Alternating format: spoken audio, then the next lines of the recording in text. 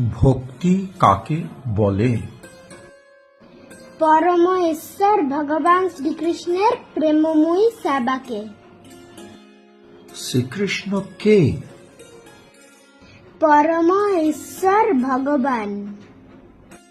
শ্রীকৃষ্ণের ৩ প্রকার মুখ্য লীলা কি কি? বৃন্দাবন লীলা, মথুরা লীলা, দ্বারকা লীলা। পরম ঈশ্বর ভগবান শ্রীকৃষ্ণের সবচেয়ে প্রিয় লীলা কি? বৃন্দাবন লীলা। পরম ঈশ্বর ভগবান শ্রীকৃষ্ণ এই পৃথিবীতে কেন আসেন? সাধুদের রক্ষা, অসাধুদের বিনাশ এবং ধর্মকে স্থাপন করার জন্য। ভগবান মানব জাতির উদ্ধারের জন্য কোন জ্ঞান দিয়ে গেছেন? ভগবত গীতার জ্ঞান দিয়ে গিয়েছেন। অসুর কাকে বলা হয়?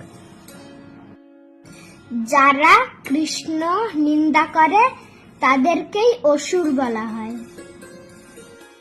এখন আপনাদের জন্য একটা প্রশ্ন, কৃষ্ণ নামের অর্থ কি? এটি আপনারা কমেন্টে লিখে দিবেন।